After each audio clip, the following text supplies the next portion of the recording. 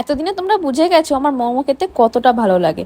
তো আজকে আমি বানিয়েছিলাম মোমো, কিন্তু একটু কম খাটনিতে, ফোল্ডিংটা একটু কম খাটনি, কারণ ফোল্ডিং করতে করতে অনেকটা টাইম চলে যায়। তো আমি লুচি করে নিয়েছি, আর এদিকে চিকেনটা পেস্ট করে নিয়েছি। এখানে পেঁয়াজ 1 চামচ নুন দিয়ে দিলাম, এখানে সোয়া সস দিয়ে দিলাম ফ্লেভারের জন্য, আর এখানে অল্প করে তেল দিয়ে দিলাম যাতে জিনিসটা একটু জুসি লাগে।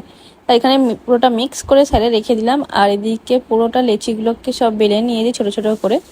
এবার হচ্ছে আসল কাজটা, আমরা সবাই ওইভাবে পুটলি করে মানে মোমোটা ফোল্ডিং করি, কিন্তু আমি আজকে খুব ইজিলি ফোল্ড করবো। দুদিক দিয়ে দুটো নিয়ে আর এখানটা জাস্ট চিপে দিলে পারেই পুরো মোমোটার ফোল্ডিং করে। এইভাবে কত তাড়াতাড়ি যে কতগুলো ইজিলি মোমো তৈরি হয়ে যায় ধারণার বাইরে। তো আমি এগুলো সব তাড়াতাড়ি করে তৈরি করে নিয়েছি। আর এদিকে আমি বসিয়ে দিয়েছি একটা কড়াই।